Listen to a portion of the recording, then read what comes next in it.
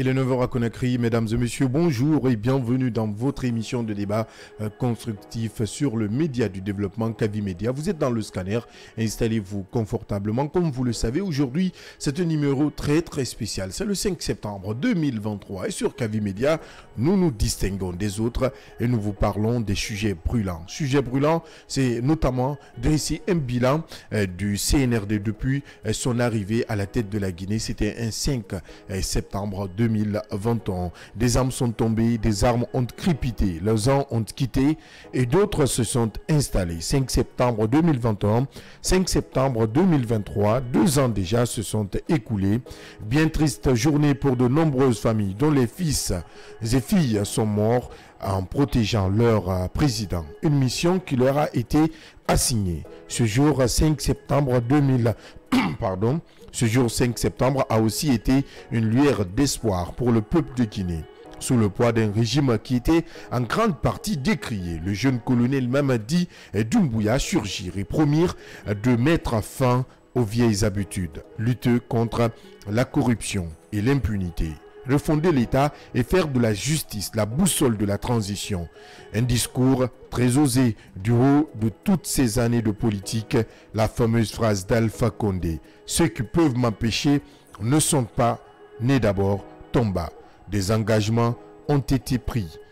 Des engagements osés du jeune colonel, j'y arrive, sont salués aux premières heures d'un coup d'État jugé libérateur. Mais pour celui qui n'a d'abord pas traversé la rivière, la moquerie est-elle permise?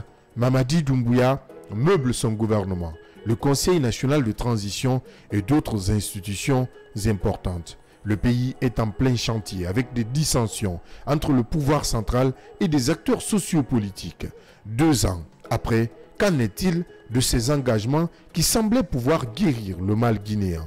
Nous passons au peigne fin, la gestion à mi-parcours du CNRD, les avancées, les tares et les ratés, loin d'un débat de café. Tout à l'heure, vous aurez droit à l'autopsie d'une gestion suivie comme du lait sur du feu. Installez-vous confortablement, c'est une émission très spéciale.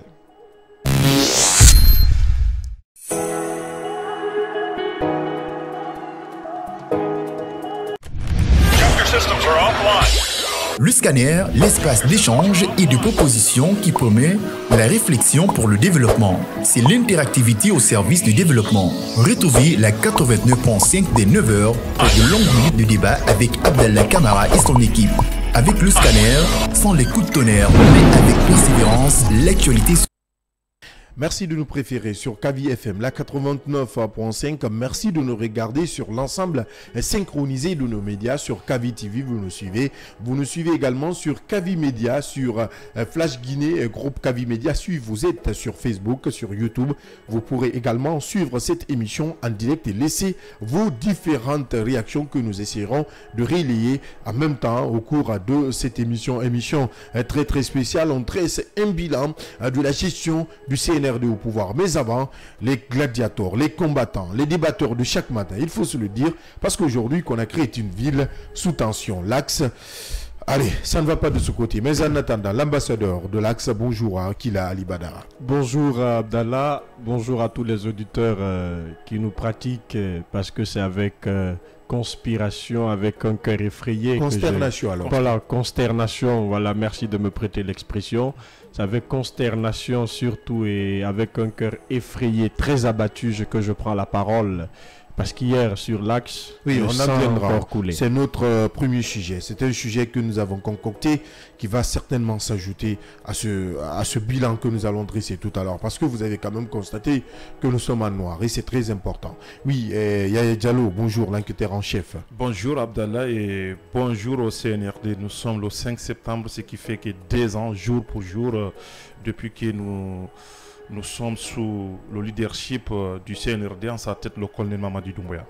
Les choses ont repris du côté de l'Axe. C'est vraiment triste. Cette nuit très mouvementée, des habitants terrés chez eux, des armes encore crépitées. Les balles ont crépité, s'il faut le dire. Du côté de l'Axe, Akila Ali Badara, selon un bilan officiel du FNDC, on nous apprend qu'il y a d'abord 2 morts. 2 morts, 2 jeunes Guinéens sont encore tombés sous l'effet d'une gestion catastrophique, si on veut le dire comme ça. Parce que les acteurs politiques, les acteurs sociopolitiques et le CNRD n'arrivent toujours pas à parler de la même voix. C'est des gens qui sont têtus, qui ont préféré voir le peuple de Guinée, surtout avec ces jeunes, le voir s'arracher ici à la fleur de leur âge, avec le CNRD, parce que nous parlons du 5 septembre. Ouais. Quand on pense au discours vu comme salvateur du colonel ce jour, qui a parlé du rassemblement, mais on a l'impression que le CNRD n'a pas su rassembler les Guinéens. Ouais. Aujourd'hui, il y a une division, il y a de l'ethnisation dans la politique guinéenne. Parce que quand vous prenez la forme du CNRD, vous comprendrez que le peuple de Guinée n'est pas aussi content comme on l'imagine. Oui. Hier, sur l'axe, vous avez vu les jeunes qui ont manifesté. Certes, on nous a parlé d'une manifestation aujourd'hui, qui était programmée aujourd'hui. Mais hier nuit, les jeunes, par frustration, ont décidé de sortir et de barricader certaines routes. Mais très malheureusement, nos agents... Et quand nous parlons quand même de marche pacifique, il faut être clair là-dessus.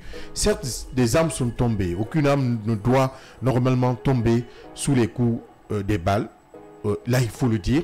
Mais est-ce qu'on doit aussi empêcher ces citoyens lambda de circuler librement? Parce que la marche quand même était prévue ce 5 septembre et non le 4 septembre à Kila. Est-ce que là aussi il n'y a pas un problème? Il y a un problème. Mais posez-vous la question, est-ce que cela doit pousser à nos agents doter la vie de ces personnes? Je dis non. Une âme humaine sacrée. Est sacrée. Mais aujourd'hui, on banalise la vie humaine dans ce pays. C'est pourquoi je dis que le discours du 5 septembre a juste été un discours folklore. Ça n'a pas été un discours respecté. Sinon, si on s'en tenait à ce discours du 5 septembre, je vous assure qu'on n'allait pas tuer comme ça une partie de Guinéens. C'est pourquoi je dis encore une fois, le colonel s'est trompé, ou c'est le discours du colonel qui l'a trahi. Ces jeunes qui ont perdu la vie pouvaient servir à quelque chose demain.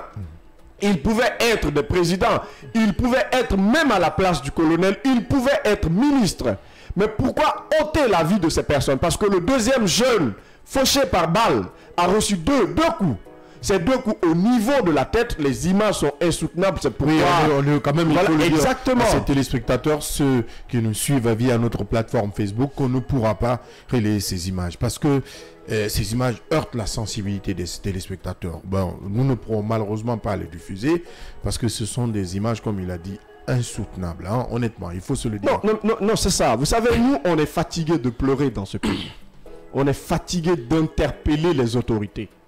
La transition guinéenne n'est pas sur une bonne voie. C'est ce qu'il faut reconnaître aujourd'hui. Quand vous prenez le discours, parce que je voulais vraiment analyser le discours. On en viendra, oui, le discours arrive. Voilà, le discours arrive. On est d'abord sur le premier sujet. Je voulais vraiment analyser. On en viendra, hein. Il y a le discours là. On en viendra. Il faut leur dire, vous pouvez intervenir autrement. Ouais. Mais, vous vous rappelez de cette dame à Wanidara qui a perdu son seul et unique fils, aujourd'hui qui attend à ce que justice soit faite. Elle a pleuré. Vous avez vu le cas de Koloma, d'Arsalampon. Vous avez vu le cas d'Amdalaï. Est-ce qu'on va continuer à compter aujourd'hui des morts dans ce pays? Jamais. Est-ce qu'on n'a pas d'autres histoires à révéler que de tuer les jeunes? Ces agents qui sont formés, est-ce qu'ils sont formés pour assassiner le peuple? Pauvre Guinée. Mais s'ils savent tirer sur des gens, pourquoi ne pas aller à Kidal? Pourquoi ne pas aller combattre les terroristes? Bon sang, on doit sortir aujourd'hui de cette histoire macabre de la République. Le 5 septembre, certes, le seul bilan d'ailleurs... On ne va pas d'abord... Je ne touche pas. Non, on en vient. On va rester dans le cadre de ces manifestations et de cette interpellation du ministre Mouri Kondé et Diallo. On a quand même suivi ce communiqué qui est descendu, qui est tombé tard dans la nuit. J'espère que la réalisation a le communiqué. Tard dans la nuit, où on nous parle d'interdiction, de rappel d'interdiction de toute manifestation en République de Guinée. Pendant ce temps, sur l'explanade du Palais du Peuple, il y a quand même cette balance qui continue. Mais sur cette affiche, bon Dieu, Est-ce qu'on est en train de faire du 2 poids, 2 mesures dans ce pays? Interdire à certains de faire une marche pacifique et à d'autres d'organiser un concert de paix avec l'effigie du colonel Mamadi Doumbouya. Est-ce un concert de paix ou un concert de soutien? Ben, écoutez, je pense que c'est ce qui a toujours caractérisé la gouvernance du CNRD depuis ces 2 dernières années. C'est ces 2 poids, 2 mesures dont on parle. Et moi, quand j'ai lu ces communiqués de Mori Kondé, j'en riais en réalité, quoi. Parce que quand vous lisez un peu le premier paragraphe, vous vous rendrez compte que déjà c'est le 2 poids des mesures est déjà visible. Disons, l'inéquité dans le cadre de la gestion, disons, de tout ce qui est manifestation de soutien, manifestation de colère, tout ce qui s'ensuit, puisque il dit, je lui paraphrase, qu'ils comprennent en cette journée historique, il fait allusion au 5 septembre, qu'ils comprennent, c'est-à-dire que le CNRD comprenne la population, en tout cas celle qui décide ou qui a décidé de manifester ou disons de fêter avec les forces de défense et de sécurité pour disons cette date historique le 5 septembre. Mais par contre il est allé jusqu'à disons interdire ou rappeler un peu l'interdiction de ces manifestations disons injustifiées. Parce que moi c'est une interdiction injustifiée. On ne peut pas de l'autre côté. D'ailleurs c'est un droit constitutionnel. On ne peut en aucun cas, quelles que soient les circonstances, quelle que soit la situation, bien qu'on soit dans une transition. Mais c'est une décision historique. Pour une première, sans raison valable, on interdit des manifestations. Pourtant, la charte attribue ce droit aux citoyens, aux acteurs, à tous les acteurs. C'est un droit naturel, Abdallah. On ne peut pas, je ne sais de quel droit ou de quelle prérogative s'arrose-t-il pour prendre une telle décision, alors qu'au moins on pouvait comprendre peut-être, puisqu'il a rappelé dans le communiqué, c'est pour disons préserver la paix, la cohésion et pour permettre aux autorités de la transition de bien mener la transition. Mais par endroit, par ailleurs, pour ainsi dire, on organise, on soutient, on finance certaines personnes qui, disons, constituent un soutien au CNRD. Je ne sais pour quelle fin, puisque le CNRD, de son arrivée au pouvoir, nous avait dit qu'ils ne sont candidats à rien, ni les membres du CND, ni le gouvernement, encore moins les membres du CNT. Je ne crois pas et je ne vois pas l'utilité ou l'opportunité d'organiser un concert de paix avec de milliards de nos francs dans une période de vache maigre, il faut le dire, dans une situation assez difficile pour nos populations. Et moi, j'estime que c'est une contradiction flagrante pour les nouvelles autorités. On ne peut pas, ad vitam aeternam, interdire les manifestations, quelque chose qui constitue un droit naturel. Je pense que c'est inadmissible et encore une fois, c'est ce qui a toujours caractérisé la gouvernance du CNRD, c'est ces 2 poids 2 mesures. Et je pense qu'on s'attendait à mieux aux nouvelles autorités parce que là, nous sommes encore une fois dans le même cercle vicieux. S'agissant de ces manifestations, ce que je dois quand même, disons... Oui, il faut placer un mot, forcément. Je m'incline devant la mémoire de ceux qui ont perdu leur vie hier. Je pense que rien ne justifie ces assassinats crapuleux. Et je pense qu'il faut qu'on s'interroge sur nos forces de défense, sur l'exercice ou le maintien d'ordre, disons, dans notre pays. Depuis longtemps, et cela n'a pas commencé sous le CNRD, les âmes humaines sont complètement, disons, banalisées dans notre pays, et je crois que c'est un des facteurs qui fait que l'un d'entre nous a toujours rappelé ici qu'il dit à quitter dans notre pays. Non, on a trop offensé dans ce pays-là, on ne peut pas quand même à tout bout de champ, parce que moi je ne parle pas là, ceux qui tuent sur l'axe un peu partout à travers le pays, c'est pas des forces de défense de sécurité pour moi. Et c'est mon avis à moi, c'est des assassins autorisés. C'est des assassins autorisés qui, aujourd'hui, avec les armes que nous, peuple, nous avons achetées, tirent à bout portant sur des paisibles citoyens.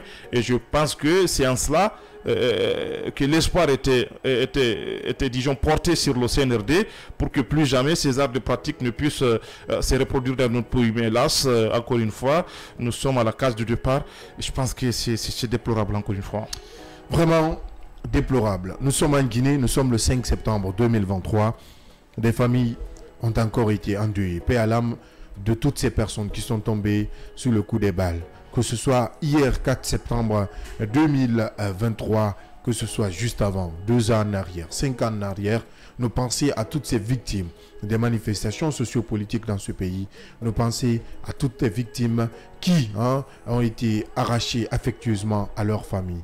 C'est aussi ça la vie, c'est aussi ça la nation. La nation va avec des réalités bien tristes que celle-là. Nous parlons du bilan du CNRD. Nous ouvrons le débat parce qu'il est important d'échanger, de dialoguer, de discuter sur ce qui a été bâti par le CNRD, ce qui a été réussi par le CNRD, ce qui n'a pas réussi pour le CNRD. C'est important d'ouvrir le débat et c'est tout à l'heure, après cette courte transition. Puis au débat interactif, le scanner sur Kavi Media.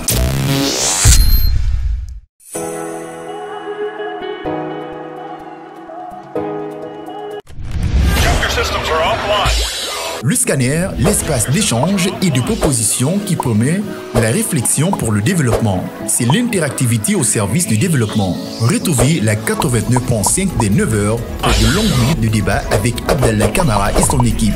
Avec le scanner, sans les coups de tonnerre, mais avec persévérance, l'actualité se plie au débat interactif. Après son défilé, j'y arrive, son défilé magique lors de la célébration du 2 octobre de l'année 2020, colonel Mamadi Doumbouya s'est illustré. Il s'est ouvert à la face du monde et a été connu par nombreux Guinéens. Il était jusqu'à l'aube du 5 septembre 2021 le commandant en chef des forces spéciales guinéennes. Au matin du 5 septembre, Alpha Condé est renversé par un jeune colonel peu connu du public guinéen. Un jeune colonel qui s'affirmait dans son engagement à bâtir une nation unie et prospère. 2 années se sont écoulées. Mamadi Doumbouya est toujours à la tête du pays et a promis un retour rapide à l'ordre constitutionnel avec une refondation totale de la nation. Aujourd'hui, qu'en est-il du bilan de l'homme du 5 septembre, le colosse du palais Mohamed V? Tout à l'heure, vous écouterez les différents arguments de nos débatteurs. Akila Ali Badara, nous allons aller secteur par secteur, surtout le secteur administratif. À l'arrivée du CNRD au pouvoir, nous avons quand même vu dans le secteur administratif, dans le secteur diplomatique, surtout au niveau de la diplomatie, des sanctions qui sont tombées de la CEDEAO. La CEDEAO qui exigeait un retour rapide à l'ordre constitutionnel, la CEDEAO qui avait imposé des sanctions économiques à la Guinée. Mais le CNRD a su quand même s'imposer, le CNRD a su garder son calme parce qu'il y avait derrière un ministre comme Maurice Anda Kouyaté à Kilaba.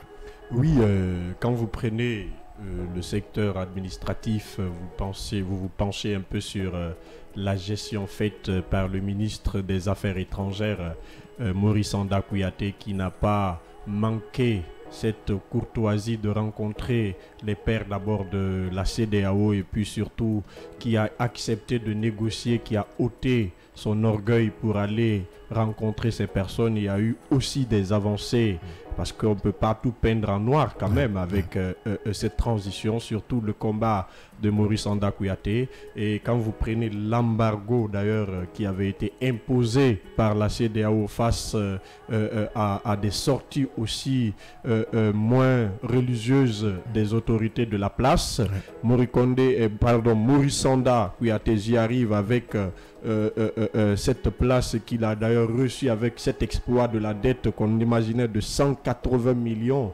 de dollars entre le premier et le second trimestre de 2020. Et d'ailleurs, quand vous prenez l'annonce officielle d'ailleurs qui avait été faite par le ministère de l'économie via un communiqué publié aussi sur un site internet. Donc là, on parle du secteur de l'économie ou du secteur de la... D'abord du combat de l'institution, hein, parce que je voulais un peu généraliser les deux avant de m'attaquer à la diplomatie telle qu'elle est. Maintenant, quand vous, au-delà de ça, sur le bulletin statistique dédié à la dette publique qui est passé de 7,200. Donc on parle là d'économie. Voilà, d'économie. Dans le secteur économique. Sur l'embargo, voilà, l'embargo que la Guinée a connu, fait par la CEDEAO. Maintenant, les 7,203 milliards de dollars. Là, je te comprends. On va aller secteur par secteur, c'est plus important. Yaya Diallo, qui voulait nous parler quand même des acquis du CNRD. En gros, Yaya trouve qu'il y a quand même eu des avancées depuis l'arrivée du CNRD il y a 2 ans. Oui, effectivement, il y a eu des avancées, puisque c'est notre vocation ici à Kavi et dans le scanner. Autant il y a eu des acquis, autant il y a eu de manquements. On va, comme vous l'avez dit dans votre libellé, s'intéresser au cas par cas, secteur par secteur. Alors, quand on prend sur le secteur institutionnel et administratif, d'abord, le 5 septembre qui est intervenu, disons, dans un contexte sociopolitique très tendu, le tout sur fond d'une crise politique très aiguë, puisque on avait quand même beaucoup de nos compatriotes qui étaient au niveau de la maison centrale, beaucoup d'acteurs politiques, beaucoup d'acteurs de la société civile qui étaient quand même en contradiction, pour ne pas dire en opposition farouche avec le régime de faim. Et je pense que c'est dans ce contexte-là que le colonel Dijon a pris le pouvoir. Et on se rappelle très bien que son discours du 5 septembre, un discours salvateur, un discours quand même qui avait suscité l'espoir au sein de la population, puisque c'était un discours quand même clinique qui quand même avait, disons, pris en compte tous les maux dont souffrait le peuple de Guinée, puisqu'il parlait de la situation sociopolitique quand même qui était complètement lambeau. Il parlait du tissu social qui était complètement, disons, déchiré, et pour ne pas dire laminé. Il parlait encore une fois ces nombres de morts pour lui banal, et qu'il avait promis qu'aucun Guinéen n'allait, disons, perdre la vie pour ses opinions politiques et économiques, pour ses positions politiques, disons, et citoyennes. Et ensuite aussi, il avait fait allusion, disons, à cette constitution, disons, qui devrait quand même tenir en compte de nos réalités sociopolitiques. Donc, puisque tu en parles, on va aller avec la réalisation et écouter le discours du colonel Mamadi Doumbouya.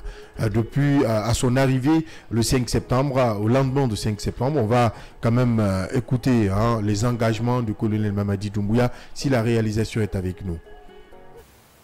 Nous voulons rassurer tout le monde ici présent qu'il n'y aura aucun esprit de haine ni de vengeance. Il faut dire qu'il n'y aura pas de sas aux sorcières, mais la justice sera la boussole qui orientera chaque citoyen guinéen. Les secrétaires généraux de nos différents départements assureront la continuité du service jusqu'à la mise en place du prochain gouvernement. Je vais tout de même vous informer qu'un déplacement hors de nos frontières ne sera pas autorisé pendant la transition. Tous vos documents de voyage et vos véhicules de fonction doivent être remis au secrétariat de vos anciens départements.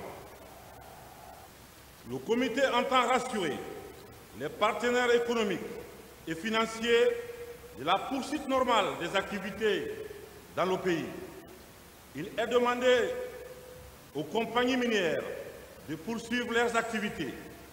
À cet effet, les frontières maritimes restent ouvertes pour les activités d'exportation des produits miniers. Le couvre-feu dans les zones minières est levé pour assurer la continuité de la production.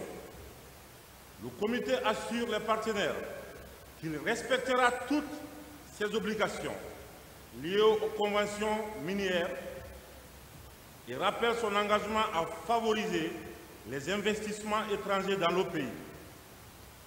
Que Dieu bénisse la Guinée. Je vous remercie.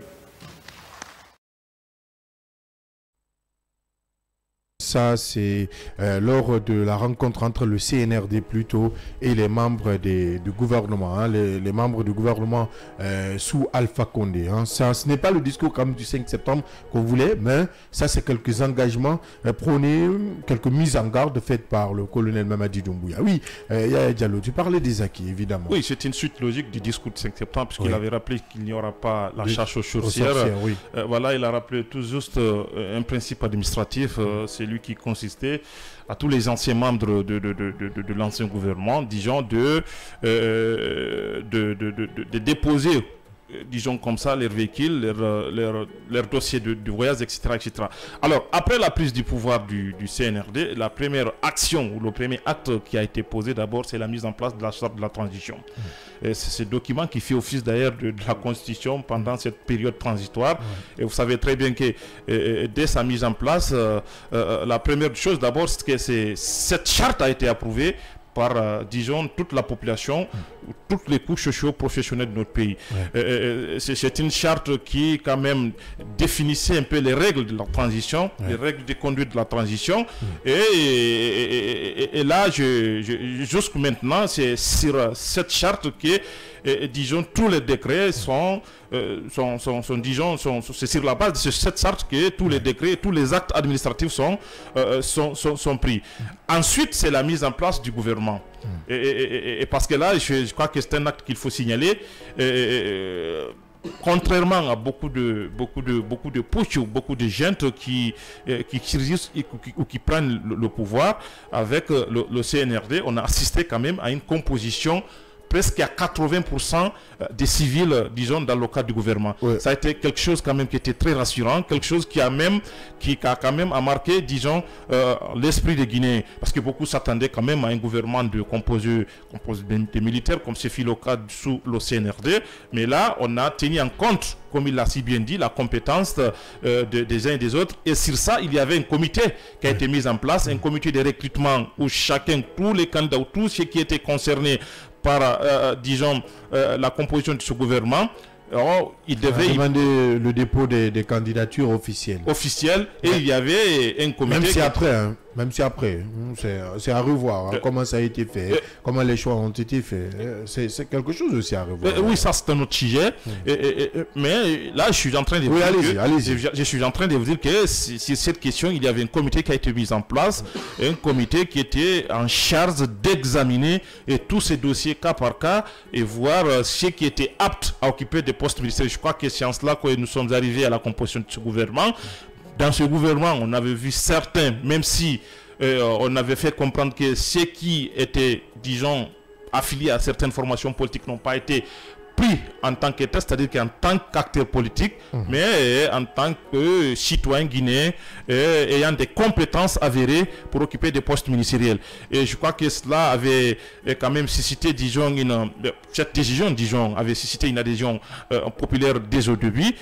Ensuite, qu'est-ce qu'il faut signaler? C'est le rajeunissement de l'administration publique, puisque jamais depuis autant de Sékou Touré, depuis 58, il faut le dire, et c'est maintenant que nous assistons dans l'administration de jeunes gens qui occupent des fonctions administratives, disons, très élevées. C'est la première fois dans notre si nous devons prendre des ministres comme Alphonse Charles White, des ministres comme Mori Kondé, des ministres comme Alpha Bakar, des ministres comme celui de l'agriculture, Nanyale Bani, c'est des jeunes, c'est notre génération. Docteur Yaka Traoré, Yaka Sidibé. Et donc, pour ne citer que ceci, et dans l'administration lui-même, parce que vous savez que on s'était habitué à des octogénaires, de vieux qui, à tout bout de champ, disons, brandissaient cette idée d'expérience. Les jeunes n'ont pas d'expérience, ils doivent suivre ceci ou cela. Je crois qu'on a assisté cette fois-ci à une rupture, et il faut le signaler, au niveau de l'administration. Et quand nous prenons les EPA, la plupart de ces EPA, des établissements publics à caractère commercial ou économique, on a à peu près presque des jeunes qui ont moins de 40 ans. Je crois que c'est un atout, c'est un acquis, il faut dire, et là on le doit, disons, au CNRD. Ensuite, nous avons la mise en place du CNT. Le CNT qui fait le Conseil national de la transition, dirigé aujourd'hui par Dr Dansa Kourouma, qui est jeune. Très jeune. Sur la composition du CNT, c'est en cela que nous signalons cette méthode quand même qui avait prévalu sur le choix de ce membre qui devrait composer, disons, le CNT qui fait office aujourd'hui de l'Assemblée nationale.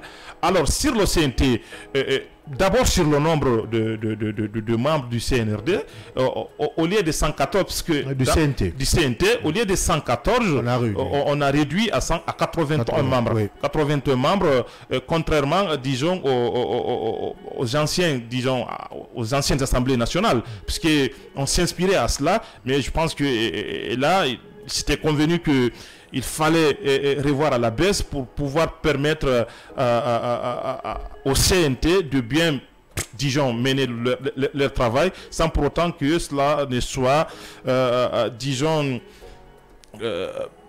mis dans une situation assez, bon, dans un effectif assez exorbitant. Et ceci dit, sur la composition du CNT, premièrement d'abord sur la classe politique. Il y avait eu un quota qui a été, disons, distribué, accordé, s'il faut le dire comme ça, aux différentes formations politiques en fonction de leur poids.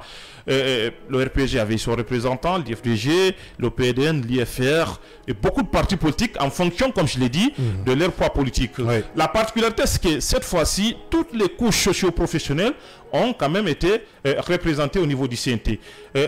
Quand nous prenons, par exemple, du point de vue culture, oui, la culture avait ses représentants au niveau du CNT. Okay. Quand nous prenons même, disons, les handicapés, oui, les personnes vivant avec un handicap, les personnes à mobilité réduite ont été représentées au niveau du CNT. Quand nous prenons les universitaires, c'est-à-dire que les personnes ressources, y compris les universitaires, ont été... Je comprends un peu. Là, en gros, tu es en train de nous parler des acquis du CNRD, depuis l'arrivée du CNRD. Ce qui, quand même, a réussi au CNRD, c'est ce que tu es en train de nous décrire en différentes étapes. Mais il y a comme Akila qui n'est pas d'accord avec ce que tu dis. Akila, lui, pourtant, au lieu de voir des acquis, lui, il voit autre chose, hein, Akila. Akila, oui, on va te laisser évoluer. Hein, puisque c'est un débat, chacun aura son temps d'antenne. On n'a plus d'une heure. Ne t'inquiète pas. Si vous me permettez, on va commencer par le discours du colonel, parce que tout a commencé là. Quand il parle d'un sursaut national, surtout la main tendue, vous serez d'accord avec moi que le colonel d'ailleurs de ce côté a fait une grave erreur. Le discours qu'il avait tenu n'est pas un discours aussi rationnel. Parce que quand vous prenez le discours, il dit « Je tends une main ferme et fraternelle ». Sans aucune arrière-pensée afin de taire nos divergences. D'abord, la première partie, surtout le discours du rassemblement, vous comprendrez avec moi aussi également que le colonel n'a pas su rassembler les Guinéens. Un premier aspect. Le deuxième, c'est la mise en place du gouvernement. Quand vous prenez la composition du gouvernement actuel, là aussi vous comprendrez avec moi qu'il y a des failles, surtout assez de failles. La composition, il y a eu des copinages. Des copinages, des nominations par copinage. C'est comme si c'était un groupe de coquins ou de coquines. Vous prenez la forme. Il y a eu des recommandés. Par exemple, je vais citer un ministre d'ailleurs qui, selon les informations, aurait été recommandé par la femme même du colonel, qui n'est rien d'autre que le ministre des Sports, Béa Gallo. Vous prenez la nomination également de Mori Kondé à la tête du département de l'administration et du territoire. Là aussi, il y a des failles.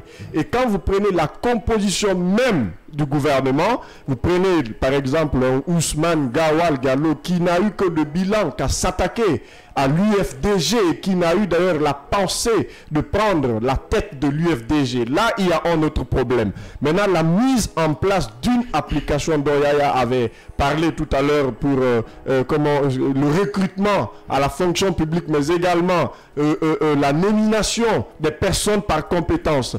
Quand vous prenez cette suite, vous comprendrez également qu'il y a 5 ministres et des directeurs au-delà même de 20 qui n'ont pas de CV complet, qui ont été recommandés. Des faux CV qui m'ont même été... Exactement, pour ne pas dire des anciens livreurs de pizza en Europe. Quand vous prenez cette composition, il y a des directeurs qui sont aussi venus par copinage. Vous avez vu l'arrêté que le ministre Julien Yombuno à la fonction publique avait fait en nommant les DGA dans certains départements ministériels. Oui. D'ailleurs, il y a une certaine dépendance qui ne dit pas son nom dans l'administration, comme pour vous dire qu'après le 5 septembre, le colonel lui-même s'est bunkérisé. Quand vous prenez la forme, la recommandation faite par le ministre Julien Yombuno avait été non autorisé par le ministre de l'administration qui était Mori Kondé, mais aussi le ministère de la sécurité, parce qu'on parle de l'administration. On quitte là, on va un peu parler de la sécurité, le ministère de la sécurité. Depuis que la Guinée a eu son indépendance, nous n'avons jamais connu un tel ministre au sein de l'administration guinéenne. D'ailleurs, je vous rappelle qu'on a fait ici 9 mois que les policiers qui sortaient pour maintenir de l'ordre dans la cité ne bénéficiaient plus du prix de carburant. c'est eux qui dépensaient cela. On a interpellé le ministre à chaque reprise, mais le ministre n'a pas daigné parler là-dessus. Maintenant, toujours on reste côté sécuritaire. Quand vous prenez le côté sécuritaire en pensant également au discours du colonel, vous comprendrez avec moi que tel n'a pas été le cas parce qu'on compte aujourd'hui des morts dans le pays. Donc, ça veut dire que les promesses de ce côté également n'ont pas été respectées. Maintenant, on va parler du ministre Bernard Gomou. Avant de parler du ministre Charles White. Le ministre Bernard Gomou, qui d'ailleurs jusque-là ne comprend pas pourquoi il est Premier ministre. Deux aspects. Le premier aspect, il est dépendant de la présidence. Le ministre ne peut pas tenir un discours ou le ministre ne peut pas rappeler à l'ordre un ministre nommé par le CNRD. Pourquoi? Parce que ce n'est pas sa composition. C'était une ancienne composition faite par le ministre Béavogui qui a décidé également de démissionner. Évidemment, on nous apprend que c'est Mohamed Béavogui qui a même fait venir Dr Bernard Gomou dans le gouvernement de transition. Oui, on va échanger. C'est très important. Le débat devient très intéressant puisqu'il y a des contradictions. Quand Yaya parle d'acquis, Akila parle de faiblesse. On ne comprend pas là-dessus. Oui, toujours sur la mise en place de ce CNT. Et il faut le rappeler que le CNT, il y avait aussi nos religieux qui étaient au niveau du CNT. Il y avait les coordinations, disons, régionales composées de nos chazes qui étaient représentées au niveau du CNT. Il y avait aussi nos forces de défense et de sécurité qui étaient composées au niveau du CNT. Je vous rappelle combien de fois que la mosaïque qui constitue ces CNT était de tel que tout le monde, disons, était représenté au niveau du CNT. Ce qui fait que, naturellement... Pour vous, c'est un acquis. Absolument, c'est la première fois. A réussi. C'est la première fois. Vous savez que les anciens organes, disons, législatifs que nous avons eu à travers notre pays, c'est que de politique, sociopolitique, il faut le dire comme ça. Politique notamment, parce que c'était des partis politiques qui gagnaient des sièges de ce côté. Effectivement, et cette fois-ci, on a pensé à toute cette mosaïque-là en tenant compte de nos réalités sociopolitiques, et je pense que cela est en train de payer au niveau du CNT, puisque à chaque fois qu'il y a ce qu'on appelle des textes de loi qui doivent être votés, on va tenir compte de la présence et de la réalité donc disons de nos citoyens ou de la société.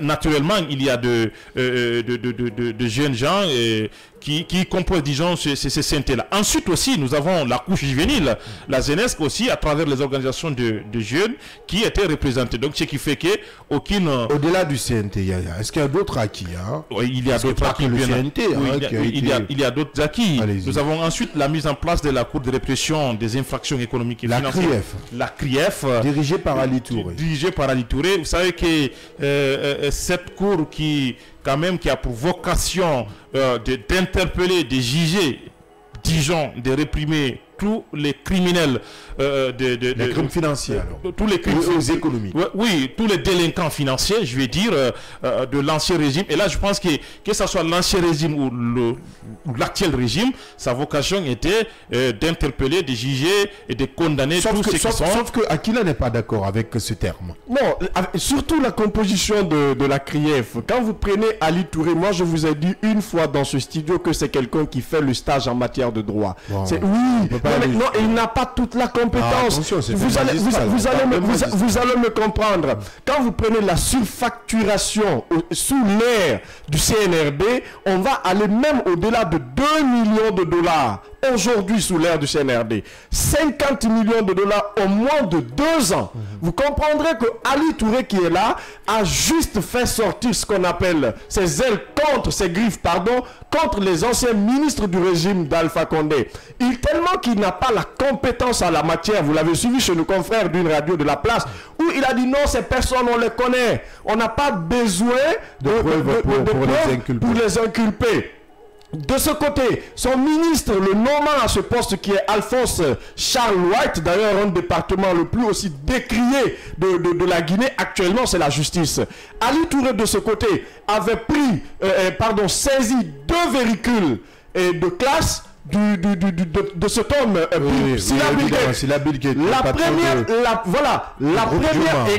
la première voiture qui était là bien installé.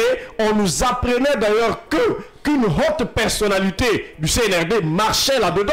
Dans le cortège, pas une autre personne. Voilà. Attention, C'est ce qui se disait. Dans le cortège, ça existait. Exactement. Après, Ali Touré a récupéré, on a mis sous scellé. C'est ce qui se disait. Maintenant, la deuxième voiture, ça va vous faire marrer, mais c'était ça aussi. Donc, quand on dit d'ailleurs avec les sources proches de Sila Bilguet que c'est la fille du colonel qui marchait là-dedans.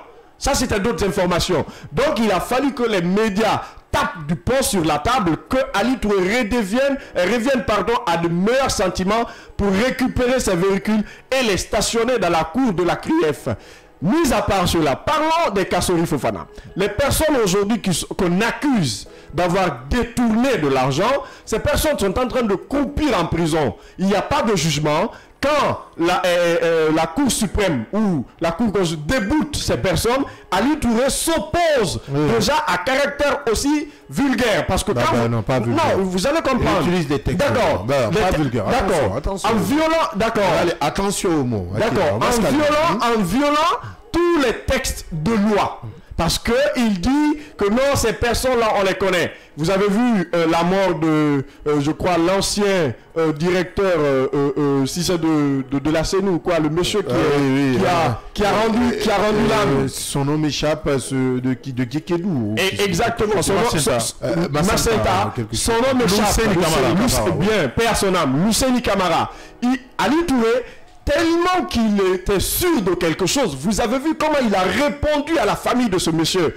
Non, c'est fini. C'est comme si ce qui a été fait, la mort de ce monsieur, le rendait aussi fier. Il dit non, c'est bon, il n'a plus besoin de rembourser la somme. Vous accusez quelqu'un, vous l'accusez, vous portez une accusation forte à son encontre. Sa famille vous demande combien il a détourné, on va payer. Les propos d'Ali Touré déjà ont prouvé l'incompétence au sein de la CRIEF. Bien, Yaya, vous parlez tantôt d'acquis du CNRD, mais côté économie, vous quand même vous soutenez qu'il y a quand même eu des tares de ce côté. Ouais, il n'y a pas eu assez d'avancée. Oui, pour être complet, parce que je devrais quand même être un peu au complet sur mon analyse sur la CRIEF. Oui. La CRIEF, nul n'ignore que on a assisté ici à une saignée financière, à une hémorragie financière, j'ai envie de dire, sous le régime d'Alpha Condé. Je pense que la CRIEF avait toute sa raison d'être pour, encore une fois, éclairer les Guinéens sur la gestion de ces 10 voire même ces 11 dernières années sous Alpha Condé. Donc ce qui fait qu'aujourd'hui nous avons plusieurs parents du régime Condé qui sont au niveau de la maison d'arrêt de Koronti. Et je pense que c'est sur cette question, sur leur gestion antérieure que ces différentes personnalités là sont interpellées. Certains sont accusés de détournement du deniers publics, de blanchiment d'argent, de corruption, j'en passe. Et je pense que c'est cette question-là, il faut qu'on accorde tout notre soutien au niveau de la CRIEF pour qu'on puisse être cité sur la gestion antérieure de ceux qui avaient la responsabilité de nous gouverner durant ces 11 dernières années. Je crois que c'est assez important, c'est cette question qu'on soit d'accord. Ensuite, puisqu'on parle toujours de la CRIEF, la CRIEF ne juge pas, comme les gens prétendent dire, que les anciens régimes, nous avons vu ici, sous même le régime du CNRD, la CRIEF s'appropriait de certains dossiers concernant certains ministres qui géraient sous l'ère du CNRD. Je vais parler même le cas de l'ancien ministre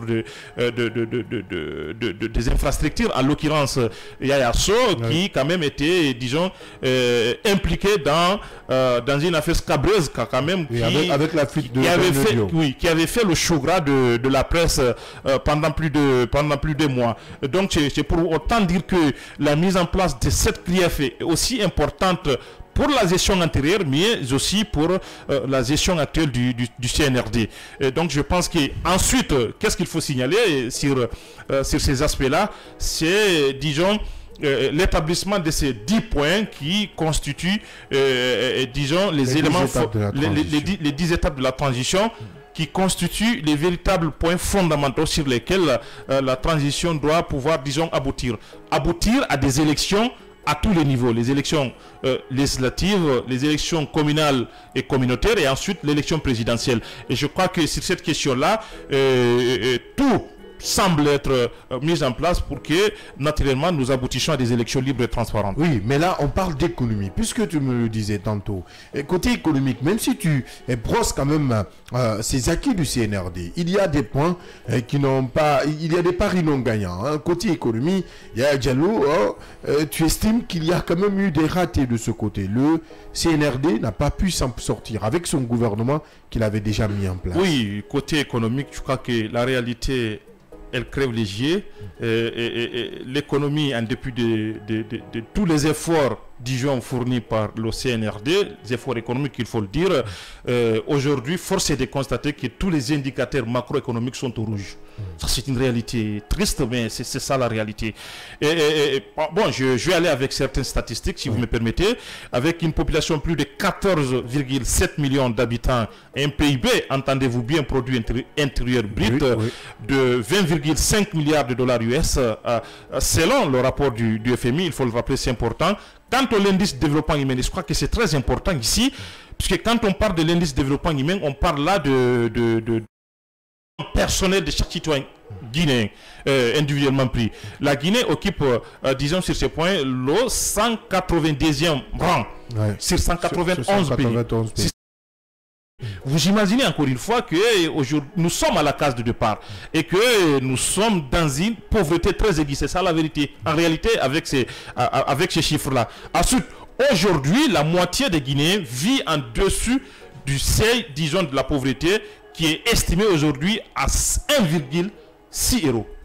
1,6 €. Qu'on compare à 14 000, quelque chose comme ça. Oui, à 16 000, 16 000 disons. Okay. On peut arrondir à 16 000 francs guinéens. Okay. Donc, par Guinéen. Ensuite, qu'est-ce qu'il faut dire aussi?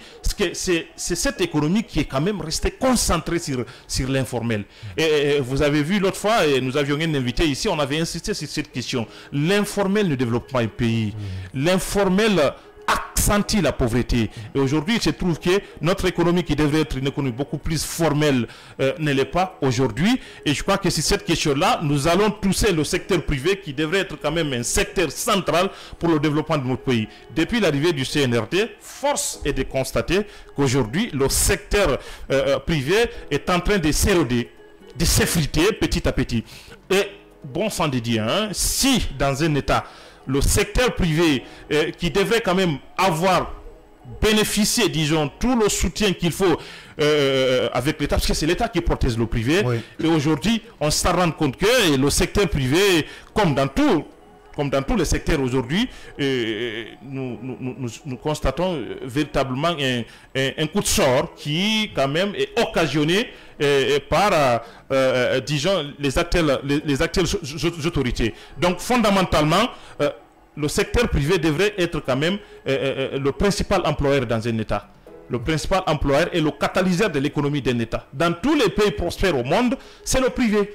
Parce que quand vous prenez les États-Unis, après la Covid-19, on a vu plus de 200 milliards de dollars que l'État a accordé au secteur privé. Okay. Il se trouve qu'aujourd'hui, par la complicité de certains acteurs étatiques, on est en train petit à petit de s'effriter et de s'éroder, pour ne pas dire de détruire complètement le secteur privé. Sauf que cette fois, Akila s'y oppose. Hein. Akila parle plutôt de performance économique. Non, il y a assez malgré que les acquis, on ne peut pas tout peindre en noir. Hein, non, on ne peut pas tout peindre en noir, parce que quand Yaya me parle de la pauvreté, d'abord on va un peu parler juste une seconde sur le régime d'Alpha Condé, qui est accusé d'un détournement de 50 millions de dollars. C'est qu'on souffrait déjà, il y avait une souffrance qui gangrénait le pays. D'ailleurs, le CNRD est venu à redorer ce blason. Le CNRD a mis des bassements aujourd'hui qui sont en train d'être suivis de près. Parce que quand vous prenez le principe qui vaut d'ailleurs que tout agent impliqué dans la malversation financière soit démis aussi de ses fonctions. D'ailleurs, ça c'est un grand atout. Maintenant, le deuxièmement, c'est la signature du projet de Simandou, et avec ce montant déjà faramineux, parce que pour moi c'est un projet juteux. Quand il y avait de l'embargo dans le pays, vous avez vu comment le ministre aussi, avec ce background, cette mentalité aussi de gérer la gestion étatique qu'il avait, a su aussi remettre tout en cause. Vous avez vu même la sortie de certains pour aller rencontrer les pairs de la CEDEAO qui, d'ailleurs, au début n'avaient pas accepté de lever la sanction, mais la Guinée aussi a accepté de suivre cette maigre économie. C'est ce qui a d'ailleurs fallu qu'on se retrouve avec une somme également de 180 millions de dollars entre le premier et le second. Ça c'est le second trimestre, hein. Ça c'est en 2022. Maintenant, avec une annonce officielle qui avait d'ailleurs été faite, un communiqué publié par un site de la place, le bulletin dédié également à la dette publique est passé, a vu une hausse de 7,203 milliards de trimestres et aussi 7,7 milliards de francs, 7,203 milliards de dollars. Merci. Au trimestre à 7,0, bon on laisse ça, 7 milliards de le trimestre suivant, le recul de taux d'endettement. Vous avez vu une fois de plus, ça on a tout, qui d'ailleurs quand on prend, on totalise le coût, qui fera 19,47%. Maintenant, parlons du contrat juteux du projet Simandou en instaurant un comité de pilotage qui était vu à 5%. Le chemin de fer, ça existe, du port dédié à l'État guinéen, ça c'est un grand acquis économiquement parlant. Également les 15% du minerai qu'il avait déjà, plus ses participations qui sont gratuites. Vous voyez combien de fois le CNRD s'est démerdé pour rehausser le niveau de l'économie guinéenne. Maintenant, quand on parle de ça, on va parler de la corruption. Quand vous prenez la création de la CRIEF, la Cour de répression des infractions économiques, avec cet organe judiciaire noir des barons du régime dessus du RPG. Donc même si la CRIEF, on peut décrier, mais on accepte quand même que la CRIEF a engrangé des sommes, des montants. Grâce à la CRIEF, il y a quand même eu des montants, même si vous décriez quand même la gestion judiciaire du pays. Non, exactement, il y a des avancées. Il y a des avancées. Parce que quand vous prenez au temps d'Alpha Condé, on avait parlé de Nabaya Gate. Mais la justice n'a pas eu ce courage de poursuivre la dame parce qu'elle était déjà entourée par des grands hommes qui étaient les Tibou Kamara, les Kassori Fofana à l'époque. Et aujourd'hui, on nous parle de ces personnes qui se retrouvent à la maison centrale, qui sont accusées de grosses accusations. Permettez-moi la tautologie, il y a Kassori Fofana, il y a Oye Guilavogui, il y a Albert Damanta Kamara qui était le chou gras du RPG arc-en-ciel à l'époque. Maintenant, la croissance du PIB qui devrait d'ailleurs atteindre 5,5%, ça c'est en 2023, également 5,6% en 2024, si toutefois le CNRD sera au pouvoir, qui est stimulé par la production minière, la disponibilité d'énergie et les investissements en infrastructure. Également, on va parler de le niveau de la collecte des recettes. Il y a aussi quelque chose qu'il faut saluer. Parce que quand vous prenez la refondation verte du ministre Nanya Lembari, qui a d'ailleurs lancé une campagne de reboisement et autres, là, c'est un grand atout. Donc, tout cela composé, on va parler de la composition également, visant à diminuer les importations. Ça aussi, il y a un acquis. Oui, puisque je vous vois ôter la tête, je ne comprends pas. Oui, c'est cette question, je crois que la réalité, elle est là, et je crois que elle est palpable. Je m'attaque au chômage. Beaucoup s'attendaient quand même à une réduction, disons, substantielle du chômage. Du taux de chômage. Du taux de chômage. Force est de constater aujourd'hui, le taux de chômage grimpe.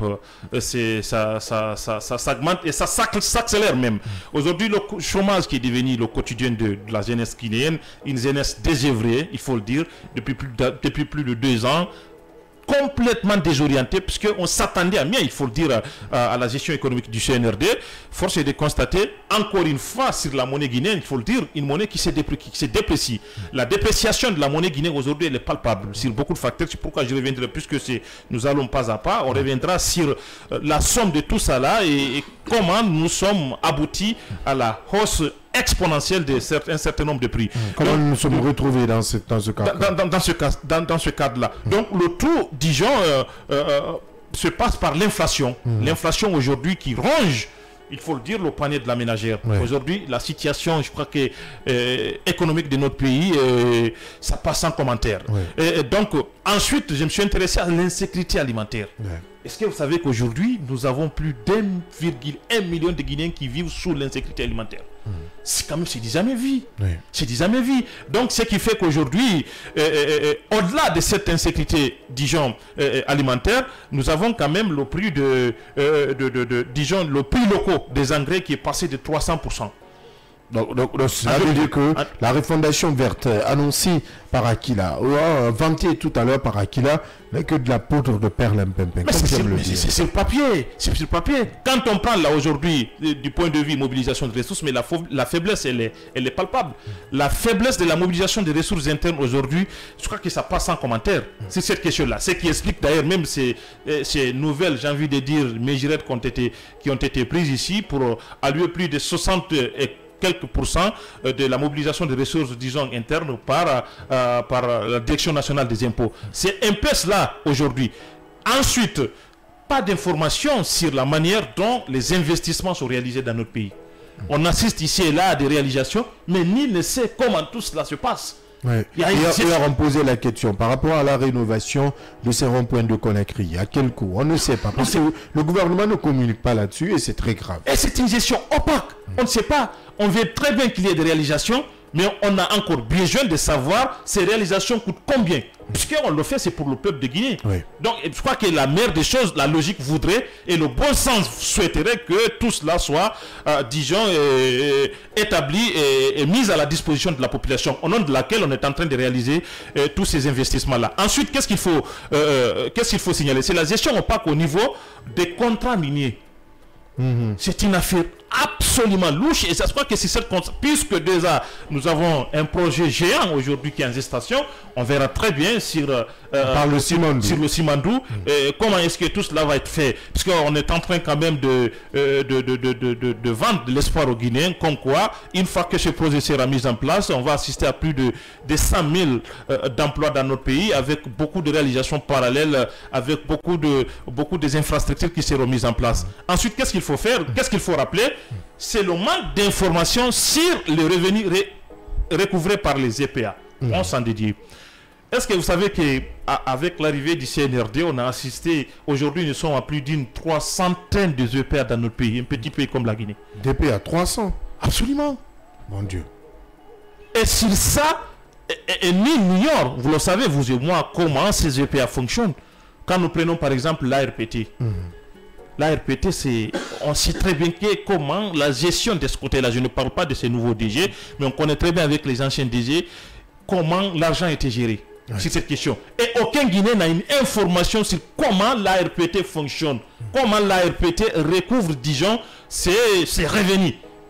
On le fait au nom de l'État. Et je ne prends que l'OGP, l'Office guinéen de publicité, géré par notre frère Mandian Sidibé. Par notre frère qui a aimé Mandian Sidibé. Qui a presque perdu sa plume, la plume d'antan. Mandian qu'on voyait quand même aujourd'hui, qui fait des éloges, qui tresse des couronnes au CNRD, à son président. Évidemment, c'est parce qu'il est dans le beurre. Tout simplement, si on peut se le permettre, il est dans le beurre. Quand on prend l'OGC, l'Office guinéen de chargeurs. Mais la CIG, le Conseil guinéen de chargeurs. Le Conseil guinéen de chargeurs, ça a changé de nom. Avant, c'était ça. Donc, vous voyez très bien comment tout cela est en train de passer. Aucun Guinéen ne sait, et nous savons très bien que c'est des régies financières qui engrange beaucoup de moyens, parce qu'en moins d'une année, on parlait au niveau de l'OGP d'un détournement de 40 milliards. Et jusque-là, personne... comme le disent les sous-sous, jusque-là, personne n'a une information claire sur ce qui se passe. Donc je pense que sur ces différents... Globalement, économiquement, le pays ne s'en sort pas. Absolument. Et pour finir, puisque Aquila aura tout à l'heure son temps d'antenne, on verra très bien que tout cela aboutit à quoi au niveau de la hausse exponentielle de prix. Oui, et Aquila... économiquement, Yaya vient quand même de démonter les arguments que tu viens quand même de citer. Hein. Il a parlé de l'ARPT, il a parlé de l'OGP, il a parlé du CGC, du Conseil guinéen des chargeurs. Il a même parlé du PIB que tu as quand même vanté. Un PIB qui pour lui reste quand même qu'une poudre, qu'une facette, un espoir vendu aux Guinéens, notamment le secteur minier qui ne bouge pas. Pour lui, c'est un rêve perdu d'avance. Non, ça bouge parce que vous avez vu la sortie du président de la transition qui avait pris un décret face déjà au rapatriement des avoirs, des vises. Voilà, ça c'est un grand atout. Maintenant, Yaya a touché un point qui est très important. Ça, je crois, il faut aussi lever l'équivoque. Parce que les directeurs aujourd'hui qui sont à l'ARPT sont en train de faire bouger les choses. Ouais. Vous avez vu en 2021, le directeur qui était là, un certain Cissé, était accusé d'un détournement de 51 millions USD à l'ARPT sur l'identité des auteurs et présumés, surtout de leurs complices qui sont connus. Donc déjà, le CNRD a stabilisé aujourd'hui l'économie guinéenne. Vous savez, il y a un problème en Guinée. Le Guinéen a l'habitude de le faire. C'est que quand ils ne voient pas d'argent, on ne cherche plus de l'argent. Ils veulent que les gens viennent leur donner, alors qu'en retour, il n'y a pas une contrepartie. C'est pourquoi toutes les portes sont fermées. Maintenant, en parlant toujours de cet autre aspect, parce que j'avais oublié de parler de sa personne, qui est le ministre Pété Gallo. D'abord, avant de toucher ce point, on va parler des infrastructures routières. Il y a des avancées. Il y a aujourd'hui de grandes avancées parce que quand vous sortez, vous voyez en réalité, surtout en face ce qui se passe, vous allez quand même féliciter le bilan du colonel Mamadi, même si de l'autre côté on sent qu'il y a un peu de dérapage, mais au moins c'est des bilans qui sont salutaires. Quand on parle du ministre Pété Gallo, Covid-19 par exemple, vous prenez la forme, on va jalonner. La Covid-19, il y a eu une réduction de 6 à 7%. En l'infrastructure sanitaire, il y a aussi des avancées qui est de 28,9% sur la couverture vaccinale. D'ailleurs, ça, c'est des avancées. Maintenant, en forme, surtout à l'OMS, il y a eu 30% de couverture. La Guinée même a été félicitée. Autant. Oui, ça, c'est le domaine de la santé. La santé, voilà. Oui, puisqu'économiquement, on comprend déjà qu'il y a quand même des sommes qui ont été engrangées. Aujourd'hui, le véritable problème de cette transition n'est pas le développement, puisqu'on dit que la vocation d'une transition n'est pas le développement, mais Yaya me parle ici de hausse de prix. Alors, pendant que tu parles d'évolution, Yaya parle de hausse de prix. On nous a toujours prévenus. Autant d'Alpha Condé, on a été prévenu, on nous a dit de serrer les ceintures. Aujourd'hui, on est en train de serrer cela. Le président Alpha Condé, même lui, savait que sa gestion était macabre. C'était une gestion non déterminée. Aujourd'hui, la transition souffre avec ça. Puisqu'on n'a pas assez de temps, on va parler des questions politiques. Là, vous allez me permettre d'en arrêter là et de parler politique. Oui, parce que... Permettez-moi. En une minute, parce que là, quand vous dépassez une minute... En une minute, parce que tout ce que je viens d'énumérer ici, tout ce que je viens d'énumérer ici aboutissent, disons, à cette situation dont nous sommes en train de vivre, vous et moi, quotidiennement. Il se trouve que j'ai pris juste des exemples parce que hier j'ai sillonné les marchés, j'ai posé un certain nombre de questions aux commerçants, comment les prix fonctionnent au niveau de marché. Je crois que ce qui importe le Guinée aujourd'hui, c'est pas ce PIB gonflé, c'est pas ce chiffre d'affaires dont on est en train de parler, c'est pas ce nombre d'argent qu'on a engrangé ici et là, c'est pas ce qui importe les Guinéens, la politique monétaire ou la politique budgétaire. Oui, rapidement. Tout cela aboutit aujourd'hui. Premièrement, je pris l'exemple sur un sac de riz. Le sac de riz en 2021 sous Alpha coûtait 260 000 francs. Aujourd'hui, sous le CNRD, nous sommes à 310 000 francs. Faites la différence et, et les statistiques. Vous verrez très bien qu'il y a une hausse il y a plus de 30% de hausse de ce prix de ce côté-là. Ensuite, j'ai pris l'exemple sur le sac du sucre aujourd'hui. Le sac du sucre en 2021 coûtait 360 000 francs. Aujourd'hui, nous sommes à 450 000 francs. Bien, on va ensuite, parler... la farine, 330 000 sur le sac de la farine. Aujourd'hui, nous sommes à 360 000 francs. Bien. Ce qui fait que la mise du pain est de 5 000 francs aujourd'hui. Là, je crois que c'est quelque chose qui nous concerne tous. Je suis obligé de passer à cet autre sujet. C'est-à-dire, on va parler des questions politiques sous le CNRD. Parce que aujourd'hui, nous avons l'impression que tout ce tiraillement vient de là. Les acteurs politiques n'ont plus confiance, ou des acteurs politiques n'ont plus confiance au CNRD. Des acteurs même sociopolitiques. Parlons de politique, Yaya. Aujourd'hui, est-ce que le CNRD a échoué sur toute la ligne. Est-ce qu'on peut dire que le CNRD a échoué, politiquement parlant, dans sa stratégie politique? Non, on ne peut pas le dire. On ne peut pas jouer au Cassandre. Oui, on ne peut pas. Politique, mais il y a les manifestations. On ne peut pas quand même parler aussi de réussite. C'est cela, mais moi j'ai énuméré quelques récits ici. Allez-y. Voilà, moi je suis républicain. Hein, là je comprends. Voilà. Ce qui ne va pas, il faut le dire à haute voix. Avec toute la prudence possible. Hein, voilà, donc si vous me permettez. À l'arrivée du CNRD au pouvoir, comme je l'avais rappelé à l'entame de mes propos ici, dans cette émission, phare, il faut le dire, le scanner, j'ai dit aujourd'hui que à l'arrivée du pouvoir au CNRD, on avait quand même des détenus politiques qu'on avait pu quand même libérer. Ça, c'est quand même quelque chose qui a pu quand même, disons, un peu aplanir un certain nombre de divergences au niveau de la cité.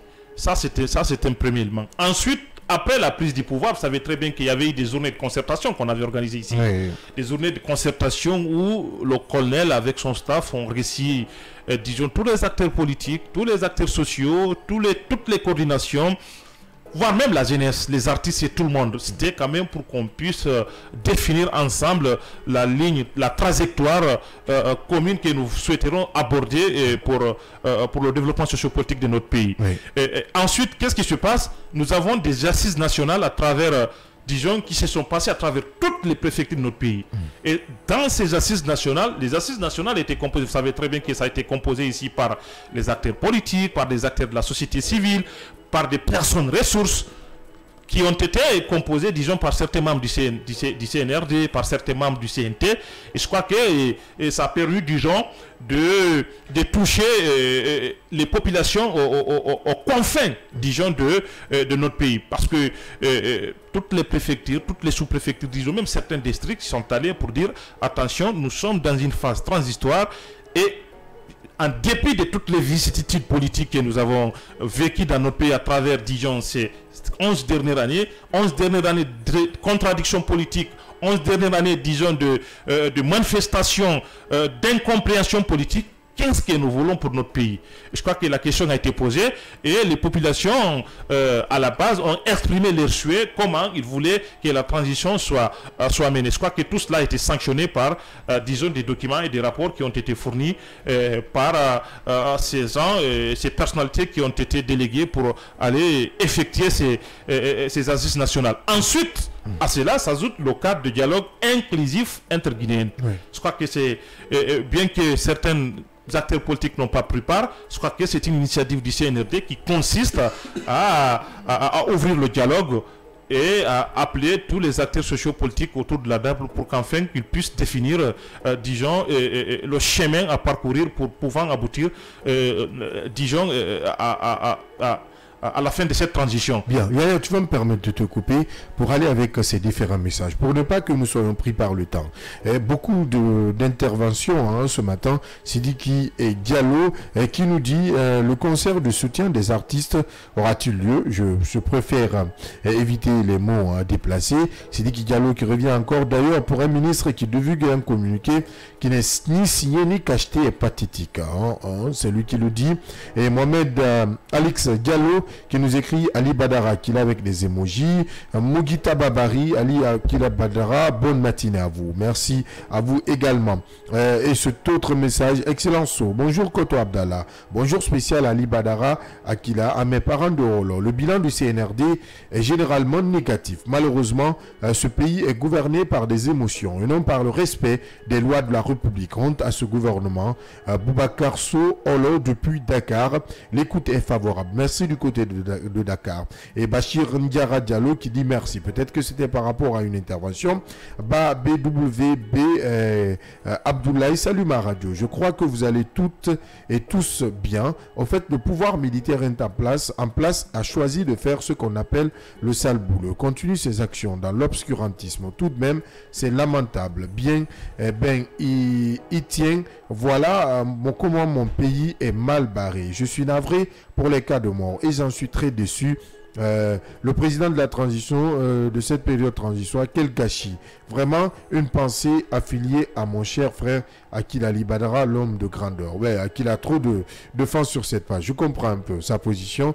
MSD, Bigol Diallo, bonjour à toute l'équipe, particulièrement à mon cher Akila. Gul Débat, bonjour à toute l'équipe, bonjour à mon cher Akila. Parlant du bilan du CNRD, je pense que le bilan est nul, dans la mesure où l'objectif de la transition est le retour à l'ordre constitutionnel, mais malheureusement, jusqu'à là, rien n'est fait dans ce sens. Les signaux nous montrent qu'il y a une volonté non affirmée de rester au pouvoir. Malheureusement, cela risque de plonger le pays vers un avenir très incertain. Encore un rendez-vous manqué. Pauvre de nous. Mamadou Djoub Débat depuis le pays de la Teranga. C'est du côté du Sénégal. Merci pour votre fidélité. Issa Malaya Diallo. Bonjour mon grande valeur Akila. Et ce taux de qui revient. Et Umgam Merez, bon, il écrit une langue que je ne pourrais malheureusement pas lire parce que je ne comprends pas ce qu'il veut réellement dire. Oui, Yaya Diallo, pour la suite de votre développement concernant les aspects politiques, si je peux me le permettre, vous estimez que du côté politique, le CNRD a fait des efforts. Oui, effectivement, c'est ce qu'elle se disait. Elle se disait que le cadre de dialogue inclusif qui a été institué, je crois qui suit son cours normal, même si, il faut le rappeler, je crois que c'est pour être en adéquation avec ma propre conscience, même s'il y a des acteurs politiques qui n'ont pas pris part pour des raisons qui sont propres à eux. Et j'estime que ça, c'est une avancée. Et aujourd'hui, je crois que ils sont d'accord, ces acteurs politiques ayant pris part au cadre de dialogue inclusif sur les 3 ans de transition en accord avec la CEDEAO, il faut le dire. Et je crois que ça, c'est un atout et c'est quelque chose qu'il faut s'allier. Ensuite, c'est la réouverture des sièges de formation politique qui, pendant plus de 2 ans, disons sous le règne d'Alpha, était complètement fermé pour des raisons absolument politiques et absurdes, il faut le dire. Et ensuite, qu'est-ce qu'il faut dire? C'est des chantiers de réconciliation nationale qui sont aujourd'hui, qui semblent être ouverts aujourd'hui pour pouvoir rabibocher les positions et rassurer les citoyens pour promouvoir, disons, la cohésion sociale et l'entente nationale. Et je crois que ça, c'est quelque chose qu'il faut mettre à l'actif du CNRD. Et pour finir sur cette question, qu'est-ce qu'il faut dire aujourd'hui? C'est-à-dire que même les expressions, certains disons, des expressions à caractère ethnique, des attaques ethniques sont aujourd'hui complètement, disons, pour ne pas dire, sont disparues, mais sont peu constatables sur les réseaux sociaux. Parce que les réseaux sociaux étaient à un certain niveau devenus des lieux où on faisait la promotion de la haine ethnique, la promotion de la division ethnique. Et je crois que si cette question-là, il faut s'allier que cela soit aujourd'hui complètement, disons, maîtrisé. Un avis que ne partage pas Ali Akila qui dans ce studio estime que politiquement le CNRD a échoué. C'est que nous amène même à cette réalité vivante aujourd'hui, puisque Conakry même est en mouvement. On entend par un signal qu'il y a des manifestations sur l'axe et 2 morts déjà enregistrés selon le FNDC, le Front National pour la défense de la Constitution. C'est une redondance, rien n'a changé, c'est le va-t'asseoir total. On nous avait promis le 5 septembre que les Guinéens allaient se sentir dans le paradis, mais c'est l'enfer qui s'est abattu sur nous. L'interdiction de toutes les manifestations en violation de tous les droits humains, l'incarcération des opposants, parce que Yaya a dit que c'est le CNRD qui a libéré les Fonike Mangué. Oui, c'est une libération salutaire. Oui, parce que c'était une évidence. C'était des otages politiques du régime d'Alpha Condé. Mais le même CNRD les a foutus en prison quand ils se sont opposés à la politique gouvernementale actuelle. Déjà, évidemment, il y a cet aspect. Le deuxième côté, c'est l'expulsion flagrante de Selou et Sidia dans leur domicile. Des gens sont venus tout armés, ils sont descendus manu militari en demandant à ces personnes de libérer leur résidence. Avec toutes les preuves, la justice qui était là s'est déclarée incompétente. Et ils ont décidé d'aller loin pour réagir. Jusque-là, le dossier est pendant devant cette institution et ils ont démoli leur maison. Deuxièmement, parce qu'on parle de la politique, le CNRD ne manque que d'un siège de parti politique. Sinon, la politique du CNRD est celle même de l'UFDG et du RPG Arc-en-Ciel. On nous a promis qu'aucun Guinéen ne sera tué dans les manifestations ou qu'aucun Guinéen ne sera arrêté pour ses prises de position. Moi, Aki, là, dans ce studio, je sais combien de fois j'ai été menacé. Il faut même, des fois, j'ai pris des fuites pour aller même hors du pays. Selou Dalein, aujourd'hui, est exilé. Sidia Touré, Sékou Yaya est parti. Fonike Mangé, Sékou Kounouno, Ibrahima Diallo. On parle de la politique du CNRD. Mais c'est une politique macabre. C'est une politique désolante. C'est une politique qui n'a pas sa raison d'être. Le seul bilan, peut-être qu'on pourrait apprécier jusque-là, peut-être moi personnellement, que je vais apprécier, certainement ça sera des indicateurs économiques. Des indicateurs économiques. Et surtout cela, mais aussi le dernier bilan, peut-être, c'est quand il rend le pouvoir à un civil. Mais jusque-là, quand on parle de la politique du CNRD, c'est une politique macabre. De l'autre côté, on interdit les manifestations, ça danse à Cancan, parce que vous n'êtes pas sans savoir que Sigui a commencé la fête le 1er septembre. Pour célébrer, côté de voilà. Sigiri, la célébration n'a pas été autorisée. Ça ne sera pas autorisé. C'est toujours comme ça. De l'autre côté, on interdit la marche du FNDC, mais de l'autre côté, les gens cherchent à rallier l'esplanade du Palais du Peuple pour célébrer les 2 ans du CNRD. D'ailleurs, avec ces cas de mort, je ne vois pas l'utilité, je ne vois même pas l'importance de célébrer cette fête du 5 septembre. Parce que vous allez danser sur les cadavres. C'est des personnes qui ont été tuées. Pourquoi ne pas organiser des prières de lecture pour ces personnes que d'aller danser sur le cadavre de ces personnes? Sur l'axe, on parle de combien de morts? Le colonel même s'est bunkérisé aujourd'hui. Vous avez vu ces ministres qui n'ont de projet que pour s'attaquer à des partis politiques. Est-ce qu'ils sont là pour ça? C'est pour vous dire encore une fois que d'ailleurs l'argent qui a été décaissé, parce qu'on nous parle de 5 milliards de francs guinéens, est-ce qu'il y a de l'utilité pour dépenser cette somme juste pour une fête folklore, une fête de sirène propagandiste? Parce que là, on parle de 5 milliards. Ils ont décaissé de l'argent. Mais pourquoi? Pourquoi ne pas prendre ces sommes-là, distribuer à ces familles qui ont perdu leurs enfants dans ces cas? Non, mais former ces militaires au lieu de tuer, qui encadrent les manifestations. Non mais c'est ça. Cela c'est un côté. Non, je ne suis pas dans le petit contrat de l'argent. Ça c'est un autre angle. Ça c'est un autre angle. Ces personnes aujourd'hui ont été abandonnées. Combien de femmes ont perdu leur mari le 5 septembre?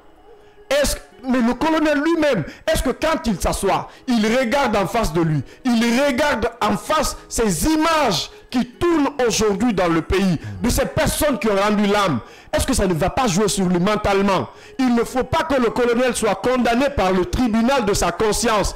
Qu'il comprenne que c'est des âmes qui ont été, que des âmes qui sont tombées. C'est des hommes forts de l'armée qui sont tombés. Pourquoi dépenser ces 5 milliards-là à ne même pas penser, ne serait-ce qu'une seule fois, de ces vies humaines? Vous avez vu où, encore une fois de plus, la vie humaine est banalisée dans ce pays. Les 5 milliards-là pouvaient être utiles dans la formation de nos militaires qui détiennent des armes, qui ont la gâchette facile. Que sur l'axe, aujourd'hui il y a ce problème. Pourquoi ne pas investir sur notre armée que d'investir sur des gens qui ne cherchent que des gombos dans de telles situations? Bon sang, c'est dommage. La République, elle est toujours bananière et on retourne en arrière de le jour au jour. Le colonel a une grande responsabilité et cette lourde tâche lui a été confiée le 5 septembre. Le seul bilan, peut-être, politiquement parlant, qu'on pourrait apprécier, c'est l'éjection d'Alpha Condé. C'est son éviction dont on parle aujourd'hui. Mais au-delà de ça, quand on veut parler de la politique de genre, la transition, elle n'est pas politique. Les transitions en Afrique, elles sont budgétivores. C'est pourquoi quand les gens disent non, c'est l'entourage du président, du colonel qui a un problème. Non, c'est ça. Tout ça, c'est la politique. Non, tout ça, c'est la politique. Tout ça, René, c'est la politique. Plutôt, le président lui-même est souvent à l'image de son entourage. Il doit se démarquer. Il est là en tant que père de la nation pour ces 2 ans. Il est là en tant que responsable suprême. C'est le seul décideur. Mais si toutefois, il refuse de mettre sa politique en place, parce qu'aujourd'hui, rien ne peut ébranler ces hommes politiques. Maintenant, l'assise nationale, pour finir, ces assises, C'était une mangeoire. C'est la table restreinte qui avait été faite. Ils ont organisé une fête de regard. Ils sont venus, se sont regardés, ils ont dansé, les gens ont chanté concan, après ils sont sortis.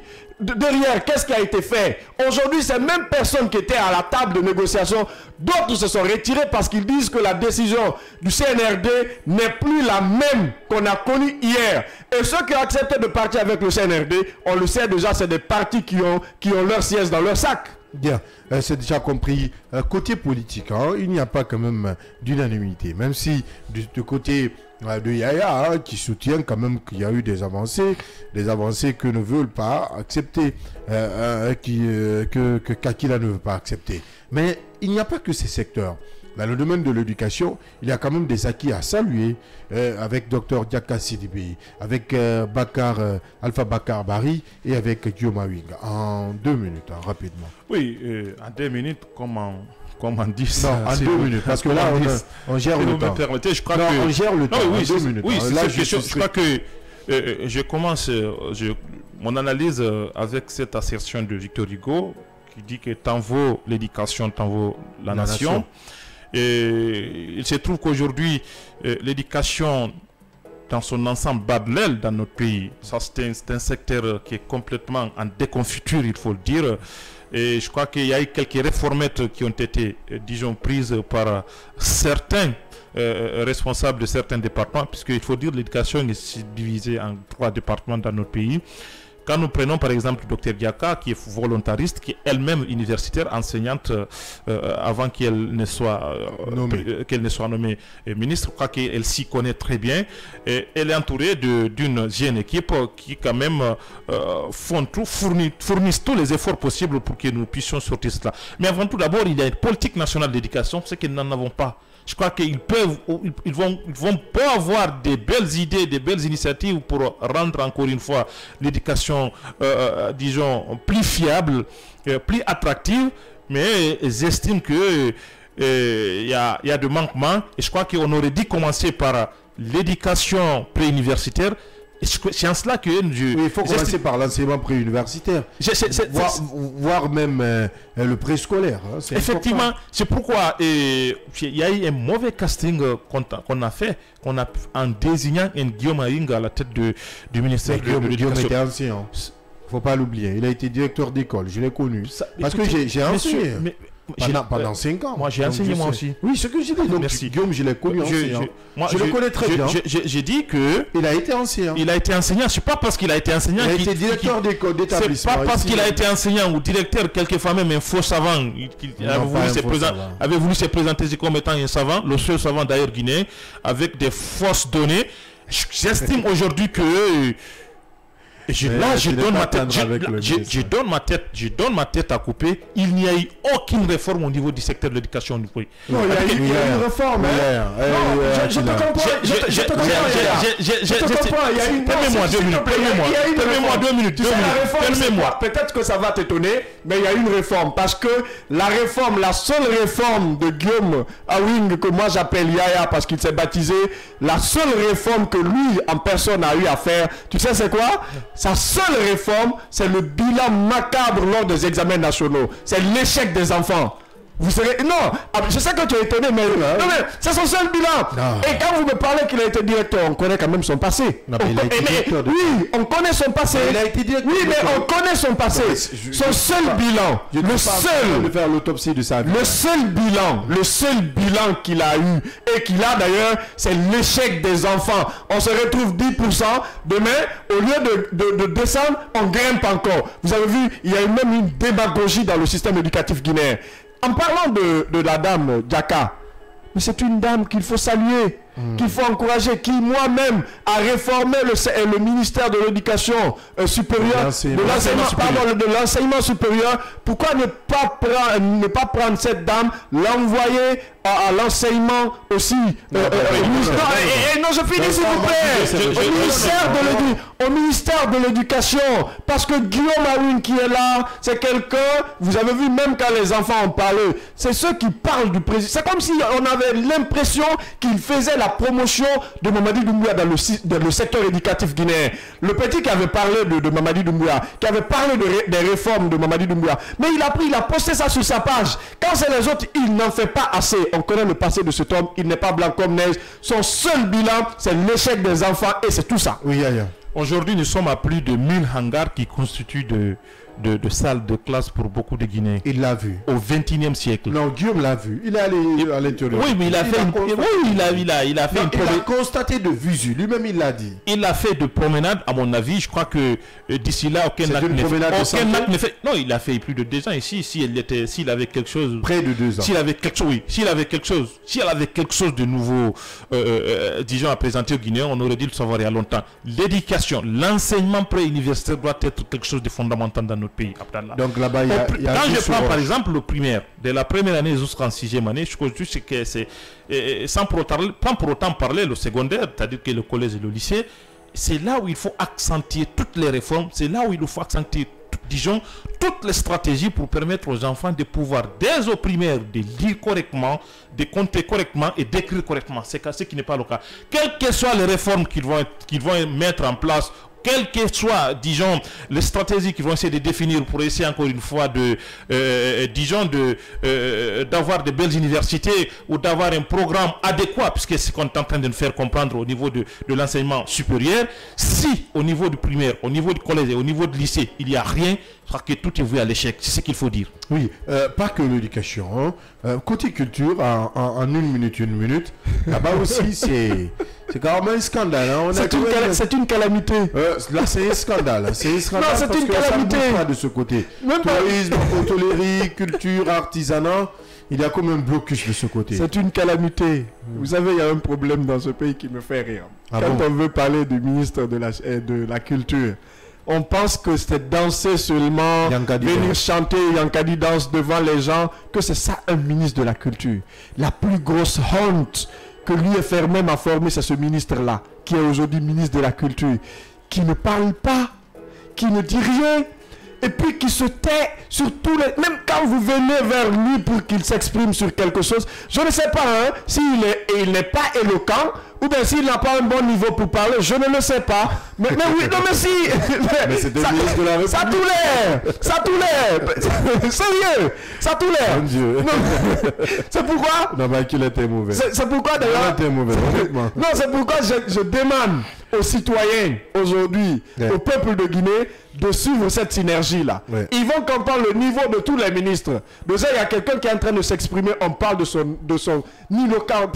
C'est que c'est dommage. De son manque d'éloquence. De son manque d'éloquence, voilà, merci de me prêter l'expression. Il est en train de parler, on dirait, un élève de la maternelle. Oui, parce qu'il a biché tout ce qu'il doit. Mais il a biché, il a fait une lecture. C'est lamentable. Il faut rappeler quelque chose. En cours d'hier, ces ministres, pour avoir des interviews, pour avoir quand même des invitations, il y a certains ministres à la dernière minute qui vous laissent parce que tout simplement, ils ne veulent pas se prêter à ce grand oral. Il faudrait qu'on arrête ça dans ce pays. On ne peut pas quand même être un ministre sous une transition et se comporter comme un ministre sous un régime démocratique. Donc, c'est vraiment déplorable, Yaya Diallo. Oui, je crois que c'est, encore une fois, moi je pense que ça ne vaut pas le coup de taper sur le ministre de la Culture comme d'autres ministres. Oui, vous savez pourquoi? Oui. Il s'est rendu compte qu'en réalité, il n'y a rien de sérieux là-dedans. Qu'est-ce qu'il va faire? C'est de cette ère. C'est de cette ère. Il n'y a pas...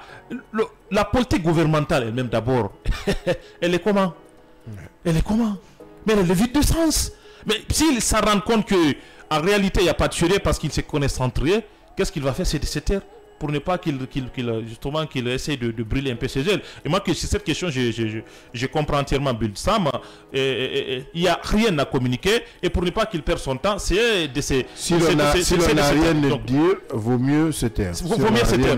Donc, c'est pour autant dire qu'aujourd'hui, il y a une véritable autopsie qu'il faut faire. Et là, je crois que c'est là concerne directement le colonel pour dire attention, il y a assez de ministres aujourd'hui qui n'ont fourni absolument aucun résultat. Et je crois que là, malheureusement, nous sommes encore une fois, sont en train de déposer toutes les anciennes pratiques dont ils ont décrié. Et je crois que c'est assez dommage. Et cela consiste, se traduit par la personnalisation de la vie publique.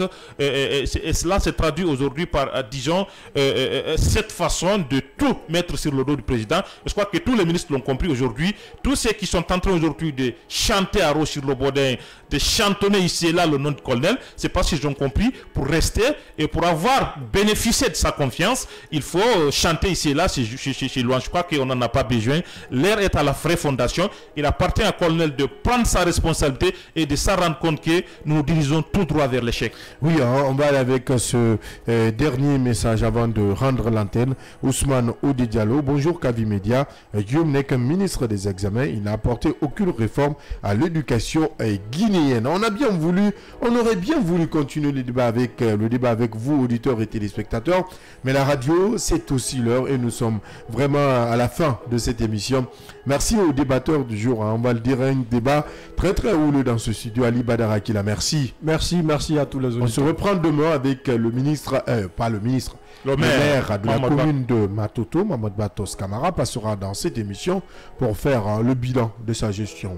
Ça, je le dis avec beaucoup d'ironie. Yaya Diallo, merci. Oui, on l'aura demain ici, puisque nous relevons d'ailleurs même de sa commune. On comprendra mieux de ce qui se passe. On entendait assez de choses. Je crois que demain, il sera avec nous. Il faut le rappeler, on a fait pieds et mains pour qu'il soit là aujourd'hui et demain. Et je crois que ça sera une occasion. Et d'ailleurs, l'antenne même, elle est ouverte aux citoyens de Matoto. Pour poser des questions. C'est la première autorité de la commune. Et je crois que c'est quelque chose d'intéressant. Un autre numéro spécial pour ce mois de septembre. Merci à l'équipe technique du jour. Nos pensées à Baba Koivogi qui a perdu son papa. Il faut le dire. C'est un de nos éminents régisseurs ici à Kavi Média. À la régie télé, nous ont conduit pour ce numéro à Sanso Robert Kouma, Salif Bangoura, Melika Sita Otaek, à la réalisation le fidèle Michel Ouamounou, à la production notre combattant Alpha Silla, à la radio nous ont accompagné l'homme de tous les jours Mamadou Diallo, l'homme de l'ombre Kandé Sanko et le tout chapeauté par notre directeur technique Omar Diallo. Restez en compagnie du reste des programmes de Kavi Média, le média du développement.